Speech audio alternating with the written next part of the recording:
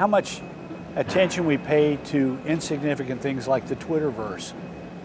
We sort of assume that people who say ugly things on Twitter somehow are representative of the broader spectrum of our nation and our politics, and they're not.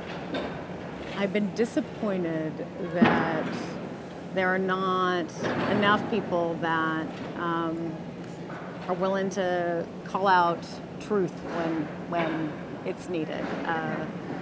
And the fact that we don't just argue over opinions, but we argue over facts is not something that it's I think it's a part of the internet age, but it's not something I saw coming. Wish it doesn't happen. Wish it didn't happen. Wish it would stop.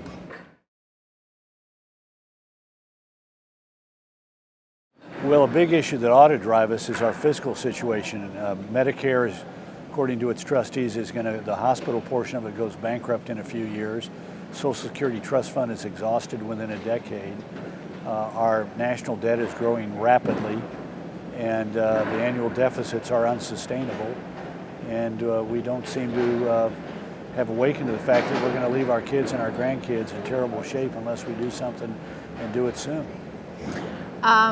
It's a funny time in politics that I feel that it is not with sort of, there are the everyday issues that are on people's minds about what they're worried about, but when it comes to politics, it's often, right now, it seems to be about what side you are on.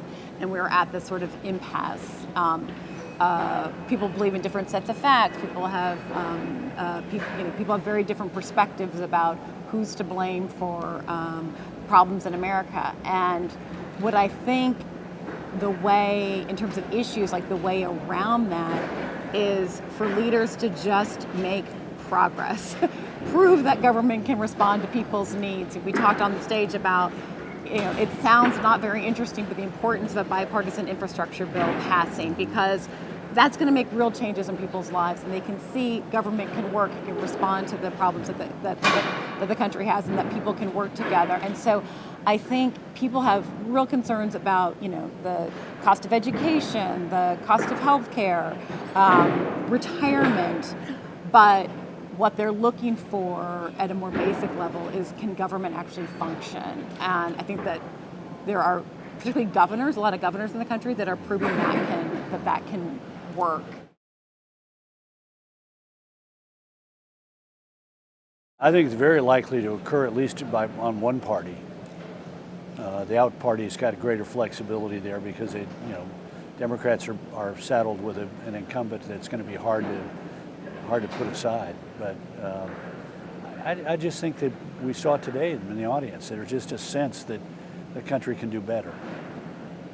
People want it. I'm not sure if they're going to have the opportunity to get it. I mean, because in order for it to happen, for there to be generational change, President Biden either doesn't run or gets primaried. That seems, unlikely. And then on the Republican side, if you're going to just have such a big field, it may be difficult for somebody other than President Trump to win that. And, it's not really a question of what people want. It's a question of what choice are they going to be presented with. And I'm not. It's early. That could happen. One of the two sides could do that. But today it doesn't look like it. I have a slightly different view on the Republican side. I think the field is going to consolidate by the end of the year to a manageable number. So, but this is going to be the most unpredictable presidential election in our lifetime.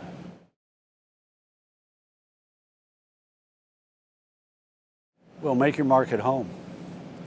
That's one of the great strengths of the credit union movement, is that you have people all across the country who are active in their communities, who have a chance to interface with their legislators and candidates back home. And so it's not just it's valuable for you to come to Washington and to go up to Capitol Hill together and meet your members, but it's also powerful that you see them back home all the time. And that's enormously powerful. That is why we talked on stage too about how you are one of the most trusted institutions, particularly on a bipartisan basis. And I think that's why credit unions are doing important work in their home states. And when they come to Washington, everyone has that in their state. It's something that can that is important in every congressional district and in every state. And you're just some of the best ambassadors that there are on Capitol Hill. It seems to be working, honestly. I would keep doing what you're doing.